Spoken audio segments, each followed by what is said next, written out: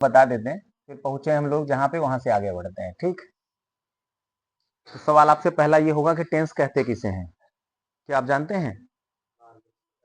काल या समय। जैसे हिंदी में आपने कह दिया काल या समय, काल या समय, टेंस काल या समय। तो एक चीज क्लियर हो गई, टेंस हम यहाँ टाइम भी लिख सकते हैं। अगर हिंदी में काल या समय टेंस है तो टेंस और टाइम एक है। ज्यादातर, आप ही नहीं, ज्यादातर लोग ऐसा सोचते हैं टेंस और टाइम एक होता है, लेकिन टेंस और टाइम में अंतर होता है। ठीक है, टेंस और टाइम में अंतर होता है। तो पहले अंतर जानने से पहले हम जान लेते हैं कि टेंस क्या होता है। अगर कोई आपसे पूछ रहा है टेंस क्या है, मतलब समझिए, जहां टेंस की बात हो रही है, एक चीज कंफर्म हो जाएगी कि वहां बात किसकी हो रही है? एक्शन की, कार्य की। टेंस की डिफिनेशन में आप बताएंगे time of an action. Definition क्या बताएंगे? Time of an action is called tense. Tense क्या है भैया? एक एक्शन में लगे टाइम को हम क्या कहते हैं? टेंस कहते हैं।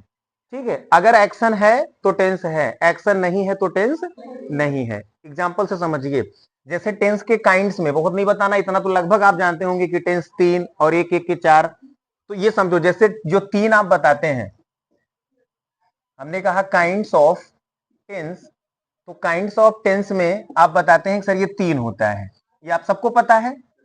एक होता है प्रेजेंट टेंस, एक होता है पास्ट टेंस, और एक होता है बेटा फ्यूचर टेंस। Very good. अब अगर प्रेजेंट टेंस की बात की जाए तो प्रेजेंट टेंस होता है present indefinite, present continuous, present perfect और present perfect continuous.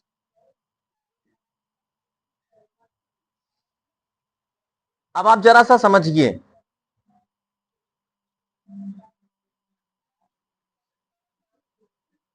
Present continuous, indefinite, continuous, perfect और परफेक्ट कंटीन्यूअस। ऐसे ही past indefinite, past continuous, past perfect और पास्ट परफेक्ट कंटीन्यूअस।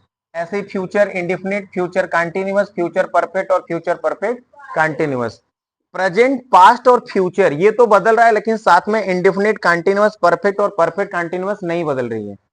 क्यों जानते हैं? क्योंकि ये जो इंडेफिनिट है, कंटीन्यूअस है, परफेक्ट है, परफेक्ट कंटीन्यूअस है, क्या है जानते हैं? जैसे ये प्रेजेंट, प्रेजेंट क्या है? प्रेजेंट टाइम है। पास्ट क्या है? पास्ट टाइम है। फ्यूचर क्या है? फ्यूचर टाइम है। समय 3 है हमारे पास। समय कितने हैं? 3। एक समय जो आज चल रहा है, एक समय जो बीत गया, और एक समय जो, जैसे आज मैं आपको पढ़ा रहा हूं तो ये प्रेजेंट है, कल भी मैंने आपको पढ़ाया था तो वो क्या हो गया? पास्ट, और कल भी आपको पढ़ाऊंगा ये हो गया फ्यूचर। अब इसमें जो हमारा पढ़ाने का काम होगा, अगर हम पढ़ाने क्रिया को लेकर बात करें तो ये हमारी क्रिया इंडेफिनिट हो सकती है, कंटीन्यूअस, परफेक्ट और परफेक्ट कंटीन्यूअस। मतलब एक समय में किसी भी क्रिया की अवस्था कितनी हो सकती है? 4। एग्जाम्पल से समझिए, यहां समझ में आ रहा है? यहां देखिए, जैसे हमने कहा मैं आपको पढ़ाता हूं, अभी ये क्या हो गया? इंडेफिनिट, प्रेजेंट इंडेफिनिट है। अब इसी को कंटीन्यूअस कर दिए तो क्या हो गया? मैं आपको, ये हैबिट जैसा लग रहा है, ये मेरी आदत जैसी लग रही है, मेरी रेगुलरिटी का कार्य लग रहा है। मैं आपको पढ़ाता हूं, पढ़ा रहा हूं माने अभी पढ़ा रहा हूं, ये करंट को बता रहा है, कार्य जारी है ये बता रहा है। पढ़ाता हूं माने आदत है, क्लियर, हैबिट की बात हो रही है, लेकिन यहां पे कार्य ये पता चल रहा है कार्य जारी है। पढ़ा चुका हूं मैंने, काम खत्म हो गया है, और यहां पता चल रहा है कब से पढ़ा रहा हूं। आ रही बात समझ में?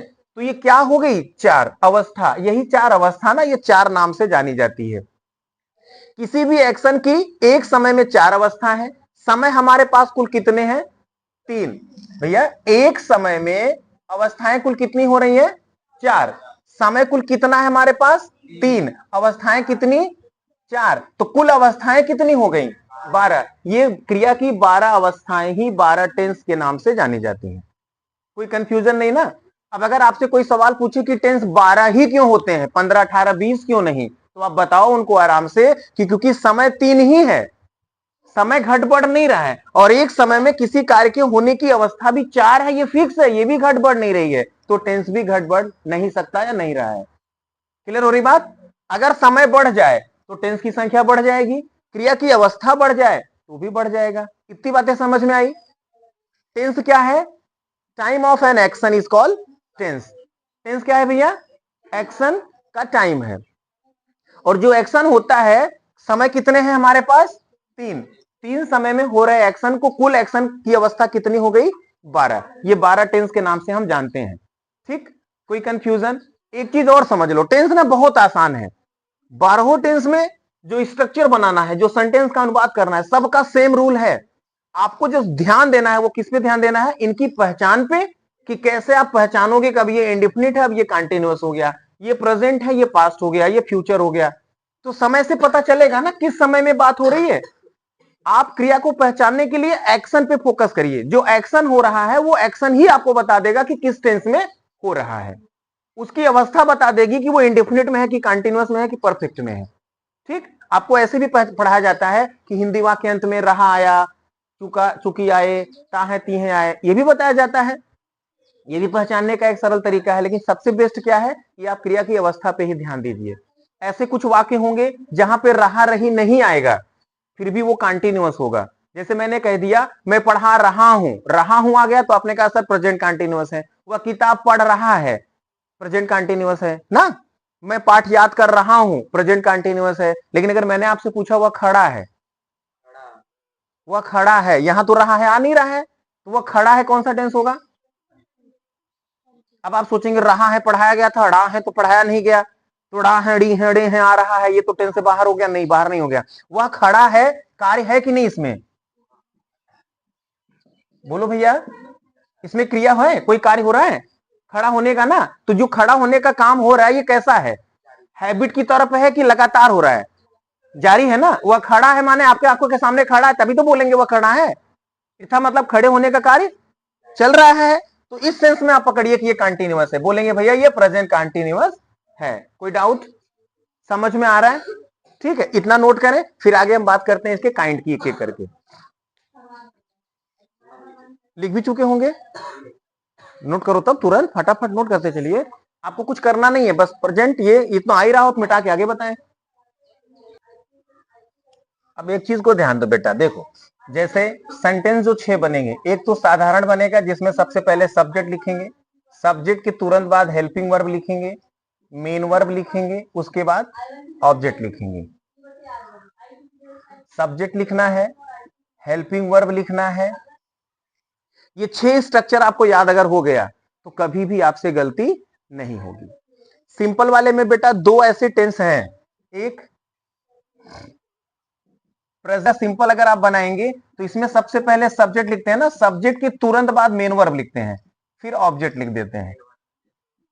भैया मेन वर्ब लिखते हैं। अच्छा, मेन वर्ब और सब्जेक्ट, एक कहानी और जान लें आप, सब्जेक्ट और वर्ब में ना एक फार्मूला काम करता है बेटा, एस एस और पी पी।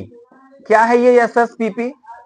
सिंगुलर सब्जेक्ट के साथ में सिंगुलर वर्ब, और प्लूरल सब्जेक्ट के साथ में प्लूरल वर्ब। मींस आप एक लाइन में कह सकते हैं जैसा कर्ता वैसी क्रिया। ठीक है, कर्ता अगर एक वचन का है तो क्रिया भी एक वचन की आएगी, कर्ता अगर बहुवचन का है तो क्रिया बहुवचन की आएगी। ठीक बेटा, तो यहां सब्जेक्ट के बाद जो हम क्रिया लिखेंगे वो सब्जेक्ट के अनुसार लिखेंगे। अगर सब्जेक्ट एक वचन का है तो एक वचन की क्रिया लिखेंगे, बहुवचन है तो बहुवचन की क्रिया लिख देंगे। ठीक इसी प्रकार पास्ट इंडेफिनिट में बेटा सब्जेक्ट लिखते हैं, सब्जेक्ट के तुरंत बाद मेन वर्ब का सेकंड फॉर्म लिखते हैं। पास्ट में कंफर्म है कि सब्जेक्ट सिंगुलर हो या प्लूरल हो, ये आपको टेंशन लेने की जरूरत नहीं है। एक वचन हो चाहे बहुवचन हो, सभी के साथ में क्रिया का सेकंड फॉर्म लिख देंगे। इसके बाद फिर ऑब्जेक्ट लिखेंगे। ये 2 टेंस आप देख रहे हैं ऊपर से डिफरेंट है ना। डिफरेंट क्या है? हेल्पिंग वर्ब नहीं लिखी गई। प्रेजेंट इंडेफिनिट, पास्ट इंडेफिनिट, साधारण वाक्य का स्ट्रक्चर, ये आपको थोड़ा सा डिफरेंट याद कर। यस या यस हमने इसलिए नहीं लिखा, अभी मैंने आपको केवल बताया कि मेन वर्ब लिखते हैं। अब मेन वर्ब का कौन सा फॉर्म लिखते हैं ये मैंने किसी में चर्चा नहीं किया ना। ये डिपेंड किसके ऊपर करेगा? टेंस के ऊपर। अब जैसे ये प्रेजेंट इंडेफिनिट का है तो प्रेजेंट इंडेफिनिट में आपको सिंगुलर सब्जेक्ट चाहिए और प्लूरल सब्जेक्ट के साथ वर्ब चाहिए। तो सिंगुलर सब्जेक्ट है तो वर्ब भी आपको सिंगुलर चाहिए, तो वर्ब का जो फिफ्थ फॉर्म होता है जिसमें आप यस या ईएस ऐड कर देते हैं तो सिंगुलर बना लेते हैं। और जो प्लूरल फॉर्म होता है वर्ब का फर्स्ट फॉर्म, जो वर्ब का मूल रूप होता है वो क्या है, वर्ब का फर्स्ट फॉर्म जो मूल रूप है वही है प्लूरल। जितनी क्रियाएं होती हैं आप ऐसे समझ लो बेटा, जैसे रीड, कोई अगर आपसे पूछ रहा है रीड एक वचन है कि बहुवचन है, क्या बताएंगे आप, बहुवचन है, वेरी गुड। अगर कोई पूछे गो सिंगुलर है कि प्लूरल, प्लूरल। कोई भी क्रिया अगर आपके सामने लिखी गई फर्स्ट फॉर्म में ना, बिना सोचे आप बताओ कि सर ये प्लूरल है। प्ले क्या है, प्लूरल है। टीच क्या है, प्लूरल है। कम क्या है, प्लूरल है। सिंग क्या है, प्लूरल, प्लूरल, सब प्लूरल। जितनी क्रियाएं होती हैं बेटा सब क्या होती हैं, प्लूरल। इनका सिंगुलर होता ही नहीं। अब जब सिंगुलर सब्जेक्ट आ जाएगा तो हमने आपको पहले ही बता रखा है, सिंगुलर सब्जेक्ट के साथ सिंगुलर वर्ब चाहिए, जैसा करता वैसी क्रिया चाहिए। एक वचन का कर्ता आ गया तो एक वचन की क्रिया चाहिए, एक वचन की क्रिया होती नहीं। तो जब एक वचन की क्रिया नहीं होती तो हम क्या करेंगे, एक वचन की क्रिया बना लेंगे। कैसे बनाते हैं बेटा, यस या यस जोड़ देते हैं। जैसे रीड है तो रीड्स कर दिए, गो है तो गोस कर दिए, प्ले है तो प्लेस कर दिए, टीच है तो टीचेस कर दिए। ये अब अभी हमें क्या बना दिया, ये सिंगुलर बन गया। ये क्या था, प्लूरल। ये भी जानते रहो, इसी को कहते हैं वर्ब का फर्स्ट फॉर्म और इसी को कहते हैं वर्ब का फिफ्थ फॉर्म। अगर सिंगुलर है तो फिफ्थ फॉर्म, प्लूरल है तो फर्स्ट फॉर्म। प्रेजेंट इंडेफिनिट में केवल एक टेंस ऐसा जहां थोड़ा सा ये ध्यान देना है आपको। उसके बाद पास्ट वाले में तो सिंगुलर प्लूरल से मतलब नहीं रहेगा, सबके साथ वर्ब का सेकेंड फॉर्म लिख देना है। बाकी फ्यूचर में आ गए यही काम करेगा। कंटिन्यूअस तीनों का, प्रेजेंट का, पास्ट का या फ्यूचर का होगा, यही फार्मूला काम करेगा। परफेक्ट में आ जाएंगे, चाहे प्रेजेंट का परफेक्ट हो, चाहे पास्ट का हो, चाहे फ्यूचर का हो, इसी तरह से लिखेंगे। परफेक्ट कंटिन्यूअस में भी इसी तरह से लिखेंगे, उसमें समय आता है, लास्ट में समय भी बढ़ जाएगा। ठीक, कोई कंफ्यूजन नहीं। अब आपको जानते हैं क्या करना है, जैसे दो चीजें ध्यान देनी होगी टेंस के अनुसार, किस टेंस की क्या सहायक क्रिया होती है और क्या वर्ब का फॉर्म लगता है। अगर आपको यह पता चल जाए, जैसे मान लो इस स्ट्रक्चर में फॉलो करना है, हमने आपको बता दिया हेल्पिंग वर्ब लिखी जाएगी। अब प्रेजेंट कंटिन्यूअस से पास्ट कंटिन्यूअस में जाएगा, टेंस बदलेगा तो सहायक क्रिया बदलेगी। तो ये आपको याद होना चाहिए कि प्रेजेंट कंटिन्यूअस की सहायक क्रिया क्या है, पास्ट कंटिन्यूअस की सहायक क्रिया क्या है, फ्यूचर की सहायक क्रिया क्या है, ये आपको याद कर रखना है। ठीक, चलो उसको भी हम नोट करा देते हैं। बात करेंगे तो देखिए, प्रेजेंट इंडेफिनिट में हेल्पिंग वर्ब डू और डस होता है। यहां पे मेन वर्ब का फर्स्ट फॉर्म लगा जाता है। केवल साधारण एक ऐसा होगा, हैव बीन, हाँ बेटा, शैल हैव बीन,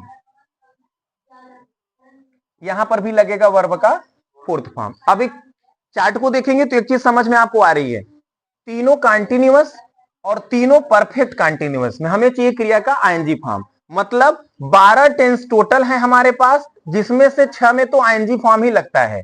तो याद क्या करना, याद हो गया, चाहे सेंटेंस कंटिन्यूअस का हो चाहे परफेक्ट कंटिन्यूअस का हो, क्रिया का कौन सा फॉर्म लिखा जाएगा, ING form, fourth form.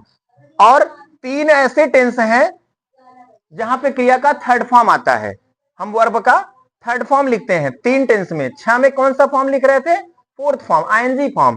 3 tense में लिखेंगे थर्ड फॉर्म, वो तीनों फिक्स हैं, तीनों परफेक्ट, चाहे वो प्रेजेंट का परफेक्ट हो, चाहे पास्ट का परफेक्ट हो, चाहे फ्यूचर का परफेक्ट हो, तीनों परफेक्ट में कर दिए क्रिया का थर्ड फॉर्म। 6 3 9 टेंस आपके ऐसे हो गए, बचे कितने, 3। और तीनों इंडिफिनिट, मैंने आपको पहले कहा था यही थोड़ा सा ध्यान देना। यहाँ पे फर्स्ट फॉर्म फिफ्थ फॉर्म चाहिए, यहाँ पे सेकंड फॉर्म चाहिए और फर्स्ट फॉर्म चाहिए, फ्यूचर में फर्स्ट फॉर्म चाहिए।